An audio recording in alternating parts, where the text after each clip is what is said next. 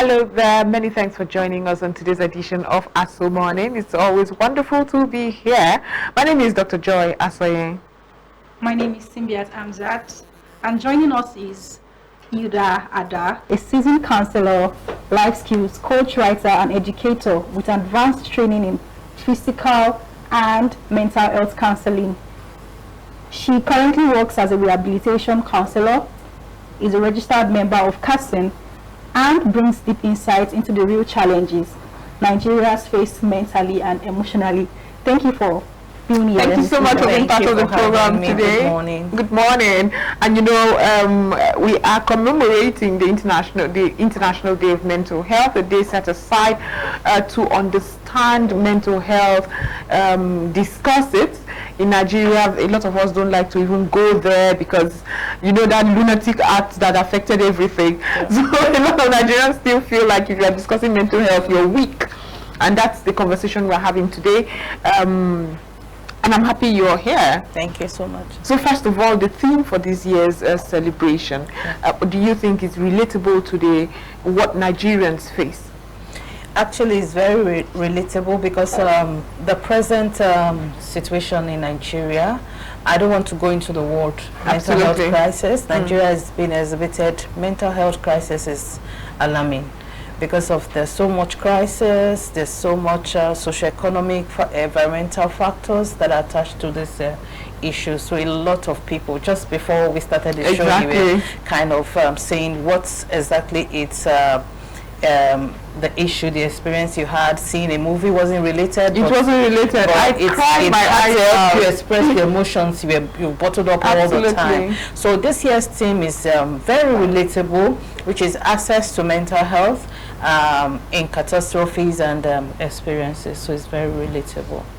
I mean, I have an elder sister who is a member of Counsellor. She's a certified counselor. It's exciting sometimes when I hear her, you know, you in that field are very patient, are often very logical. A lot of ways you would look at it and bring logic to it, it won't even occur to me.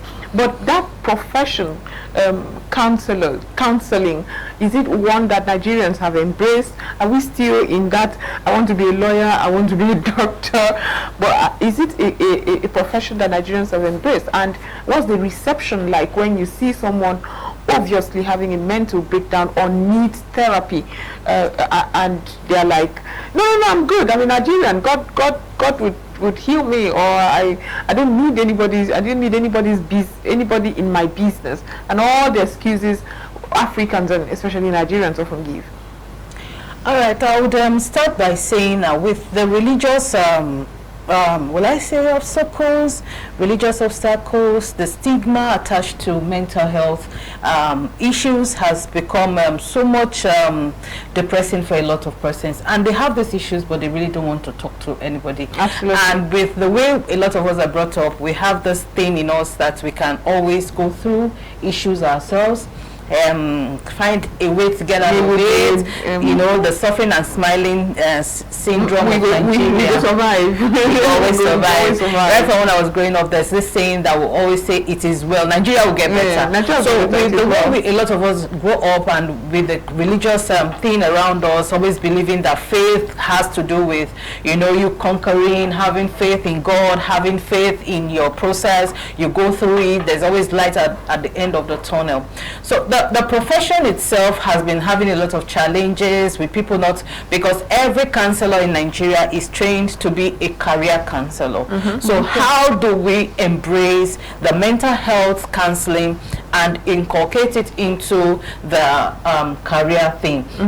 So it's something that we have to have a lot of institutions, policymakers, and very thankfully, Counsellor has done a whole lot to seeing that a lot of career counselors are trained in the area of mental health advocacy, so that they can also help in these areas. Nigeria is really short of counselors. We have a lot of us as population, over 250 million as a population, but we have just 290 counselors. So how do we give this help? How do we give this psychosocial support? This is a challenge, so we really need to address this.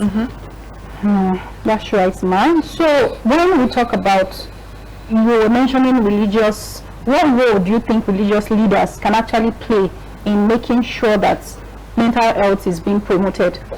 Okay, first and foremost, we have to educate these religious leaders, making them understand that mental health is not a death sentence. Mental health, like the World Health Organization says, mental health is not just the absence of illness. Exactly. It is for this person to be able to understand that I have capabilities, I have abilities, I can push through whatever it is and begin to express myself. So regardless, the religious institutions has a lot of role to play by counselors educating them and making them understand what mental health is and how they can also support their congregations. Okay, because most of them ascribe mental issues to spiritual issues. A lot of them. Thank you for clearing that. But how do we settle it? Because it's very concerning sometimes when you have these conversations and even religious leaders take upon themselves the role of mental health or counselors or therapists, and they give all sorts of advice exacerbating issues that a professional would have maybe made better. How do we ensure, like she said, that they know their place, their place in society? That's right. They recommend professionals, and it doesn't weaken you as a religious leader, because people come to you for advice, for help when you're failing. Would it be too much to ask if you say, you know what, I see what you're going through, I can give you spiritual support, but for your mental support, get a professional? Have you tried to collaborate in that level? Yes, we're actually seeing how we can bring every one single person into collaboration, seeing that we educate. Like I said, education is very important. Absolutely. Because the absence of education is what has really brought us to this. Everybody wants to do the role of a medical doctor. You see someone who is not medically trained want to give advice when it comes to medical terms, and wants to also make medical prescriptions. So this is the issue. If we don't educate people, the need to know what mental health is and how we as religious leaders, as teachers, as every other profession, bringing them into the space, to training them on what mental health is, how they can offer this help. Because if you say, okay, as a religious leader, when your congregation or a member of your church or your religious circle is going through mental health issues, how do you even get to know that this is the issue? Because some of them come crying, they are not willing to tell you what the problem is, and you begin to say, oh, it's a spiritual problem, you need to undergo deliverance.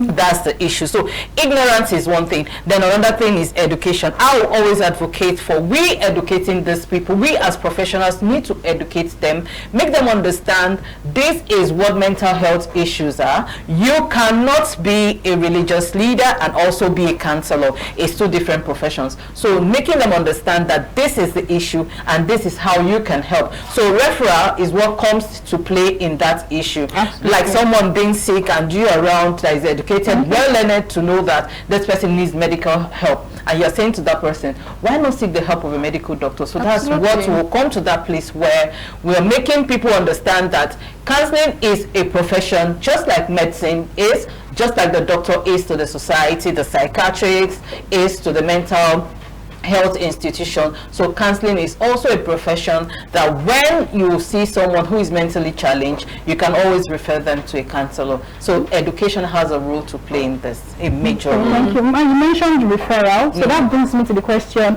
how accessible do you think mental health is, like mental health support is in Nigeria for the average? True. That's a big challenge. I would say in our what's it called? This local health centers, primary health centers. We are supposed to have mental health counselors designated in those places. Really? Yes, it's very important. this is the only way people can access it while they go for their medical, because even women who give birth also have mental health issues. So if you're saying that you want to have people access this mental health care, then you should put it in places where it's easily accessible. Absolutely. Because if you are giving mental health care to people and yet you're telling them to go to Asokoro and they're coming all the way from Kubwa, how do they get to access a mental health counselor? So bring it to their doorstep, educate them the need to always speak to a professional on this mental health issues. There's a lot of it, so we are short in that area. There's a lot of short. So what's Cousin doing to, you know, get young people to understand the need for the need, societal need?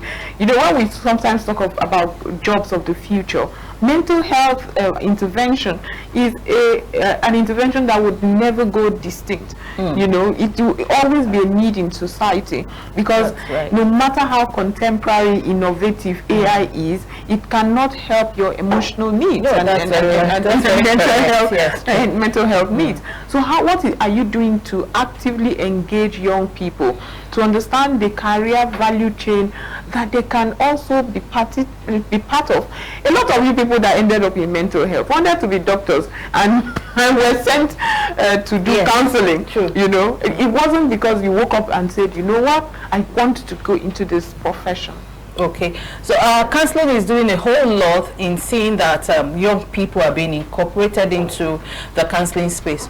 While I was in school, there was this thing for me that was making inquiries, because I actually wanted to do counseling. So it was deliberate for me before I went into studying counseling. I have a first degree though, but that one is irrelevant as I'm concerned on this field, because this is my passion. So actually counseling is doing a whole lot. Then when I was making inquiries on how to become a council member, I heard that if you don't have a PhD, you cannot become a council member. But for today, immediate past president did a whole lot, and his team, to seeing that a lot of young councillors become members of CASN, and this is the way forward. So if they are members of CASN and the population says out of 10 young people, 4 out of these 10 are mentally unbalanced. So how do we go into the field? You don't expect someone with a PhD degree to start going into the field to doing this job. So it has to require the help, the hands of young people to go into the field and beginning to educate, and not just educating, also giving out psychosocial support. So the young people are into this much as you can think of, with the help of the immediate past president of CASN. So they've done it right. I mean, I saw a movie several years ago of a man who failed in business, traveled to the UK and wasn't sure what to do with his life until he met another lady who was shopping, is it impulsive shopping, where she doesn't need it, and she became a hoarder and had it. But just listening, one day he encountered her and he was just listening to her, and the lady just ascribed him as but he's a therapist. You're a therapist, aren't you? I mean, he's somebody who's already jobless. So he said yes. It's like, oh, okay, then you are my therapist. And all he did for this woman to change is the woman listened to herself talk. She will not mention the problem and said, I guess this is what I'm supposed to do. And the guy sat there and said yes, and she went back and changed and got her friend, you know, and all of that. So that tradition is not one that we have, especially as Africans. We're very closed up. I don't know anything about her. She doesn't know anything about me, and Africans want to keep it like that. We just tell you what we want you to know. If we're having family issues, please leave us like that. We're having family issues. So how do we, for people listening to you, how do we be more open to trusting a therapist? You don't have to still change, but you know that the therapist is a professional who will not get your business out there. How do we trust? How do people get to trust you? What would you say to them? The thing of trust.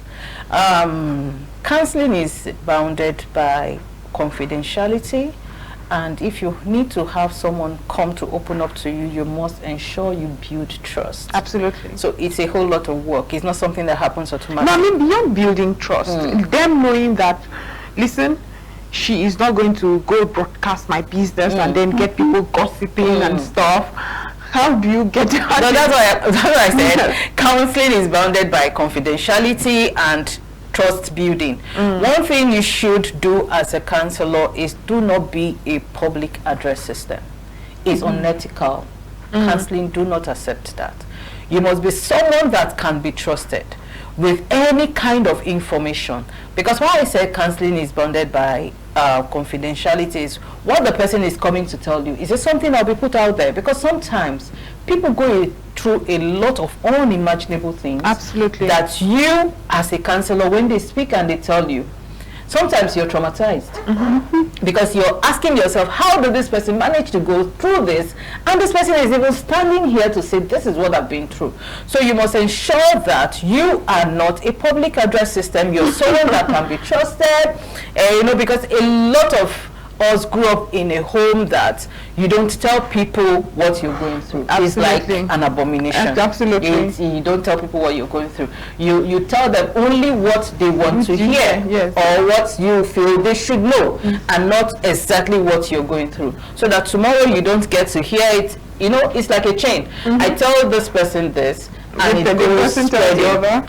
You know, your best friend has another best friend, you know, so you know, and the thing is, don't tell anybody I told you. Don't tell anybody I told you. Yeah, it has gone beyond that. Yeah, it has never worked. Don't tell someone what I just told you. But in counseling, you as a counselor must be someone that is trusted. What the person is telling you, does it stay with you? Do you go to discuss it with your spouse? You find some counselors discussing some serious issues with their spouse. Maybe they too need mental health. Maybe for their mental health sake, like Divine will say, for peace, for their peace, you know. But I'm happy you have opened this up. Nigerians, please trust your mental health professional. She is not going to, or he or she is not going to go out there broadcasting. And that's something I also see where sometimes I am invited to churches and I go there, and the pastor or religious leader, in a bid to, I don't know, to elicit trust, will start telling you how one of you met me the other day and told me this. You won't believe it. This woman has been going through this, and the woman is sitting there terrified. But this is somebody you revere as a spiritual leader. Your whole business is out there, and we hear these stories all the time, and nobody flinches to say that story was told to you in confidence. Please respect the person's story. Except that person has told you this, I do not mind sharing. Why would you go there? There was one that was very embarrassing, and unfortunately this person kept talking, and I sat beside the father of the victim, and and we all knew it's her because he was mentioning things that were in details. It was really specific. She was flinched. I remember an auntie of mine that had cancer, and she just believed that she will get healing from the church. So she will sleep in church, she will come and clean the church and all of that. She stopped going to church until she passed because all her business was all over the place. The pastor will wake up in the morning, and so these are things we face in our daily life that makes people say, I don't want all of this. In your engagement as well, how do you tell people, no, this isn't the case, and all that? I'm really sorry to say, but I have to say this: some pastors also need mental health care. Absolutely. Yes, because you see a pastor who comes. I've had a client that always, every time she comes to me, she tells me, my topic was the subject of today's message, and this will also continue to traumatize that individual. Why not you teach in line with, no matter what you're going through, this can be done, this can be done, rather than you saying to them, you know, you think you're this, and you know, some person is going through this, somebody came to me last week. It's irrelevant. Imagine the person whose story is being told there. Because this thing also traumatizes this individual. them coming to you have built trust, telling you this is what I'm going through, and you're using it as a message. So a lot of pastors, a lot of religious individuals out there also need mental health care, and again they also need to be educated. So when you are doing your message, align it with what the topic of the day is, and also seeing how you can share testimonies of people who have been through this, and this was the outcome, not just saying directly what someone builds trust in you and discuss with you, and this is what you're coming to teach. I don't think it's really relevant. Right. So how do we get to know professionals? I don't want to go to a quack. I want to go to someone who is certified. As somebody watching you now and saying, oh, having listened to her, I think I need a mental health intervention. Where do they go? There are lots of establishments that are affiliated with CASN. When you walk into a counselor's office or someone who says, I'm a therapist. Let me cut you for a bit. Okay. For those wondering what CASN is Counsellors Association of Nigeria. Counsellors Association of Nigeria, you could go Google it as well, and it would expose a whole new world for you. All right, so when you walk into a office of a therapist, the first thing you see is their certification. Nobody should be fooled. It should be CASN certification. Yes, right. CASN certification. For me, I represent CASN anywhere, so I'll tell you, look out for that. And when you don't see that, please ask questions and be sure this person is actually certified by CASN. If not, you might just be talking to another public address system. Public addresses, that's so scary. Imagine having the conversation and the person is going, and that person will just leave here now. If I tell you it's you know, we get that a lot. And I'm happy you have mentioned that CASN is opening up for younger people in a therapist, where it's not necessary for you to have a PhD first. Because I have a young man, and I'll tell him now, who graduated but has not joined CASN, and I'm sure these are these are resources that could help the entire industry. Now that you've opened that up, so if they are wondering where to go, Google CASN. Would you see a list of certified? Yes, sure. You will see a list of certified. There's also practicing counselors of Nigeria, Counsellor also. Yes, PCN.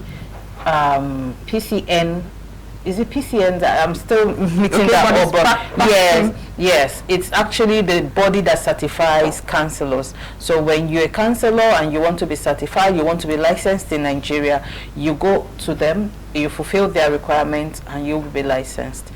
And maybe you're either a member of CASN or other affiliates. Okay. In a moment, we'll get into the activities lined up for this year's International Mental Health Celebration, and I'm so happy you are here. But at what age would you say is too early or too young to have therapy or even mental health issues? Yeah. Young people. When I mean young people, a child was brought into. Because I'm into private counseling, private practice, a child was brought in by the mom, and she just was outlining every concerns that she has observed with the child. And I said to her, yes, he needs a therapist. So as young as you think your children, when there are some behaviors that are really not, you know, you're asking yourself, why is this child behaving this way? Why is this child behaving this way? It's early enough for you to start seeking counsel, psychosocial support for that particular child, so that they can adjust, you know, quickly and easily. If not, they go out there, a lot of them struggling with self-esteem issues. They go out there, and that's how their life messes up, because they want to be like this person, they want to also do like this person. So it's good for parents and parents and wards to beginning to understand that as early as possible, begin to see out and look out for the signs.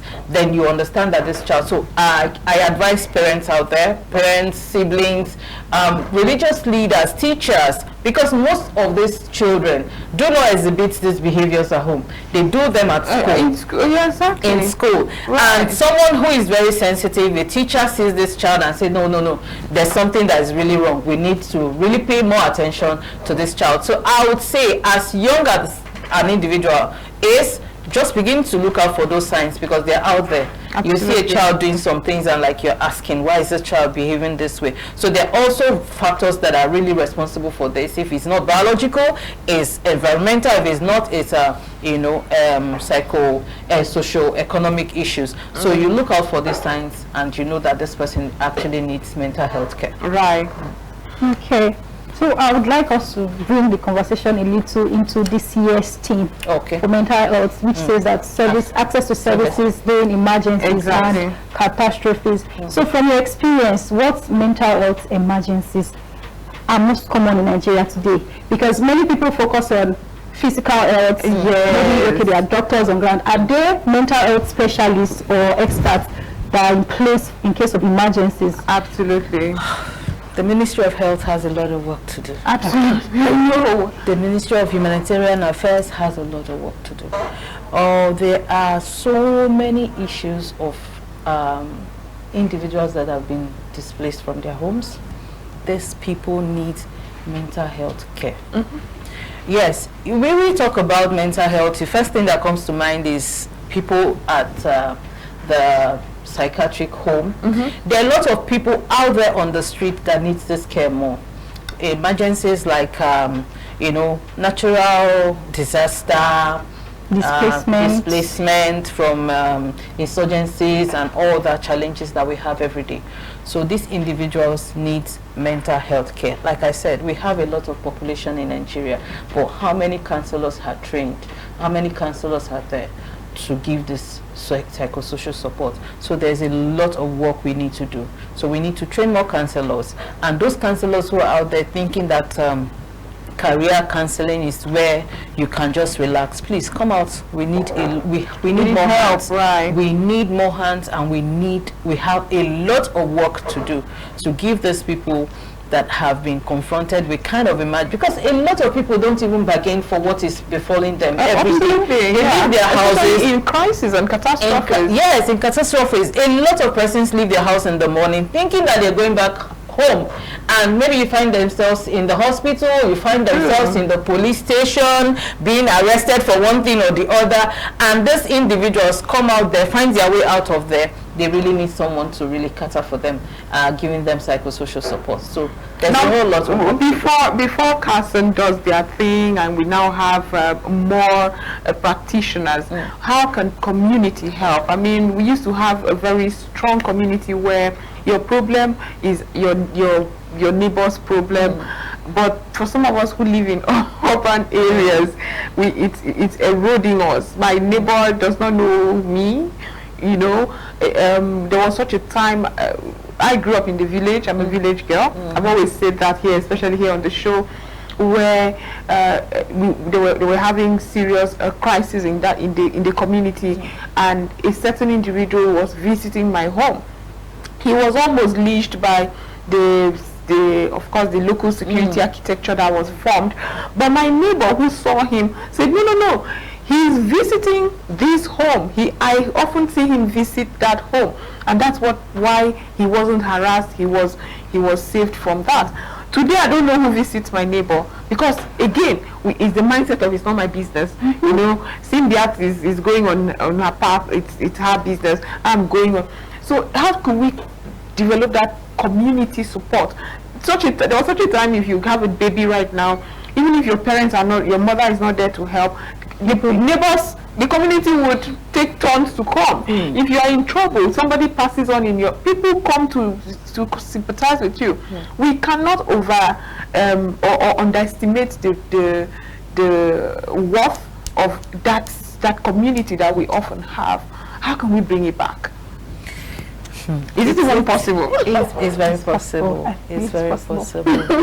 Like you were saying, and something just dropped in, it takes a whole village to raise a child. Absolutely. So everybody's business is your business.